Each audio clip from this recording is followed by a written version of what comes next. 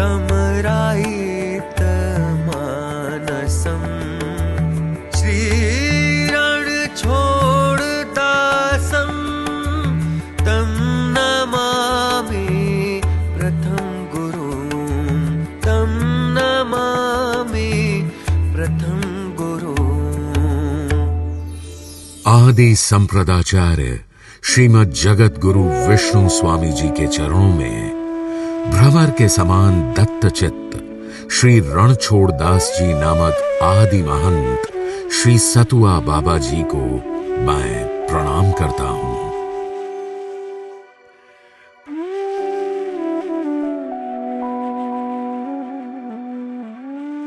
भारतवर्ष के स्वर्णिम इतिहास में न जाने कितने ही ऐसे सिद्ध संत महात्मा हुए हैं जिन्होंने अध्यात्म के मार्ग पर अग्रसर हो समाज का कल्याण किया है।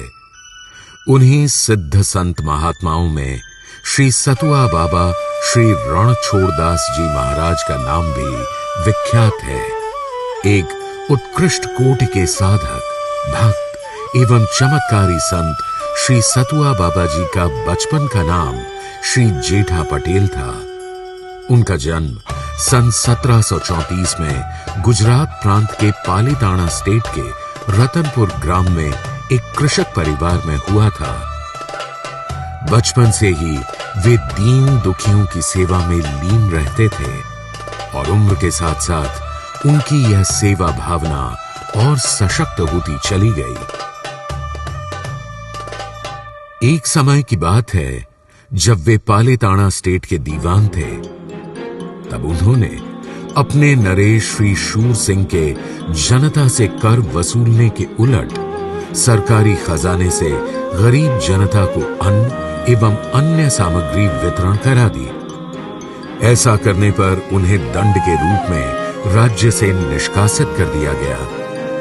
लेकिन ऐसी मुश्किल स्थिति में भी वे अपने आदर्शों पर अडिग रहे और श्री काशी विश्वनाथ जी की नगरी वाराणसी की ओर चल पड़े।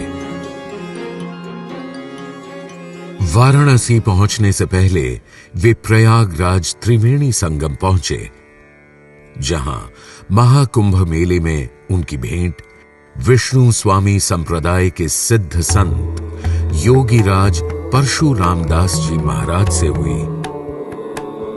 श्री जेठा पटेल ने इन्हें अपना गुरु मान विधिवत श्री विष्णु स्वामी संप्रदाय की दीक्षा ली।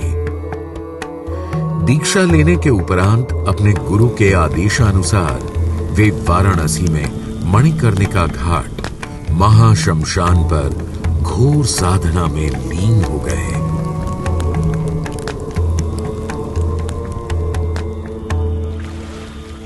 उनकी साधना एवं सेवा भाव से प्रसन्न हो एक दिन साक्षात काशी विश्वनाथ जी एक वृद्ध के रूप में उनके समक्ष भिक्षा ग्रहण करने पहुंचे। भिक्षा में चने खाने हेतु असमर्थता दिखाते हुए उन्होंने चने को पीसकर सत्तू के रूप में वितरण करने को कहा, ताकि दंतहीन वृद्ध लोग भी इसे आसानी से खा सकें। इस प्रसंग के पश्चात सत्तू को भिक्षा के रूप में वितरित किया जाने लगा और तभी से श्री जेठा पटेल श्री सतुआ बाबा के नाम से पुकारे जाने लगे। कुछ वर्ष पश्चात चंद्र ग्रहण स्नान हेतु पालीताना स्टेट के महाराजा शूर सिंह जी अपनी महारानी के साथ काशी पहुंचे।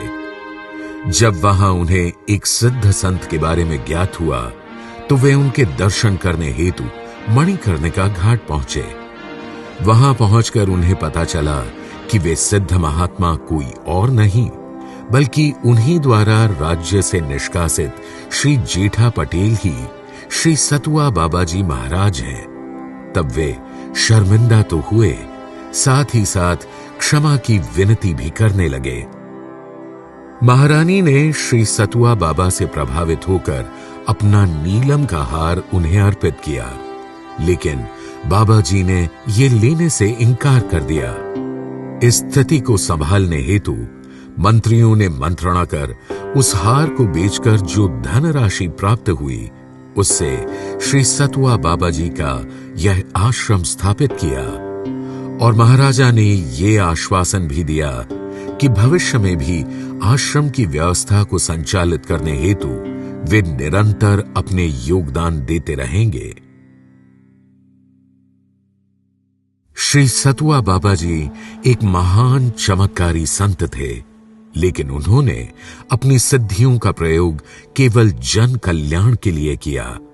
फिर चाहे वह मृत सेठ पुरुषोत्तम दास अग्रवाल को पुनर्जीवित करना हो या श्री रघु भाई डाहिया भाई को मां गंगा के आशीर्वाद से प्राप्त स्वर्ण मुद्रिकाएं प्रदान करना हो, श्री सतुआ बाबा जी के प्रति इन्होंने अपनी निष्ठा को पूर्ण भी किया।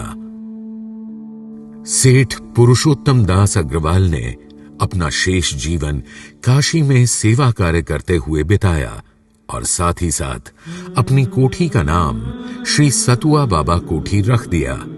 आज भी ठठेरी बाजार में ये कोठी विद्यमान है। श्री रघु भाई डाहिया भाई ने श्री सतुआ बाबा जी के निर्देशानुसार 20 स्वर्ण मुद्रिकाएं मां गंगा को अर्पण की।